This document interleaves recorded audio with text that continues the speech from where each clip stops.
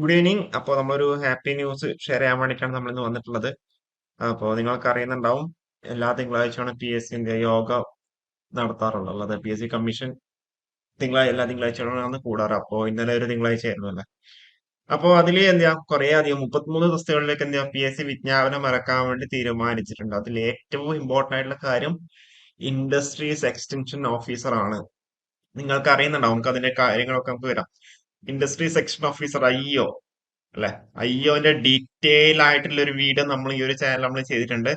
അത് നമ്മൾ എന്താ കമന്റില് ഫസ്റ്റ് കമന്റ് ആയിട്ട് നമ്മൾ പിൻ ചെയ്ത് നോക്കുന്നുണ്ട്. അതിൽ ജോബ് പ്രൊഫൈലും അതേപോലെ സാലറി, അതേപോലെ കഴിഞ്ഞ പ്രാവശ്യത്തെ നോട്ടിഫിക്കേഷൻ എപ്പോഴായിരുന്നു വന്നിരിക്കുന്നത്, കട്ട് ഓഫ് എത്രയാണ് ഒക്കെ, അതേപോലെ പ്രൊമോഷൻ എങ്ങനെയാണെന്നൊക്കെ ഡീറ്റെയിൽ ആയിട്ട് എന്താ വീഡിയോ ചെയ്യുന്നുണ്ട്. താല്പര്യമുള്ളവർ എന്താ കാണാം. അപ്പൊ നിങ്ങൾക്ക് അറിയുന്നുണ്ടാവും, ഈ IO അതേപോലെ ഡ്രാഫ്റ്റ്സ്മാൻ ഗ്രേഡ് 1 ഇലക്ട്രീഷ്യൻ എന്ന് പറയുന്ന 33ഓളം തസ്തികകളിലേക്കാണ് PSC വിജ്ഞാപനം ഇറക്കാൻ വേണ്ടി തീരുമാനിച്ചിട്ടുള്ളത്.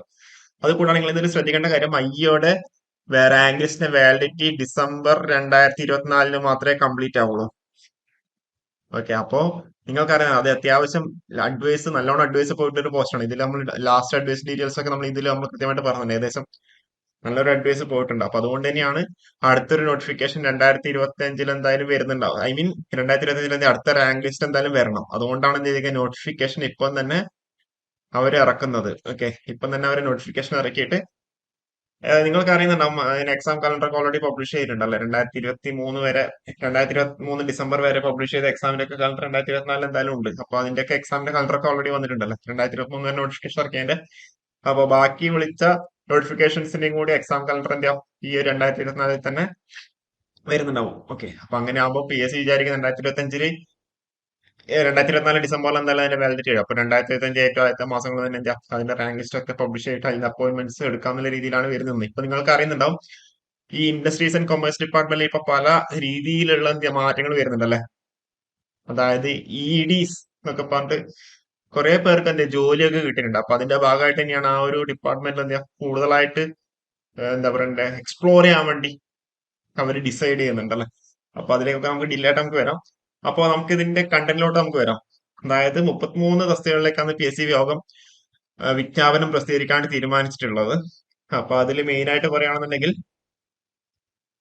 ഇൻഡസ്ട്രീസ് ആൻഡ് കൊമേഴ്സ് വകുപ്പിൽ ഇൻഡസ്ട്രീസ് എക്സ്റ്റൻഷൻ ഓഫീസർ IEO, അതേപോലെ വാട്ടർ അതോറിറ്റി, ജല അതോറിറ്റിയിൽ ഡ്രാഫ്റ്റ്സ്മാൻ ഗ്രേഡ് 1 ഇലക്ട്രിക്കൽ, അതേപോലെ ഓവർസിയർ ഗ്രേഡ് 3.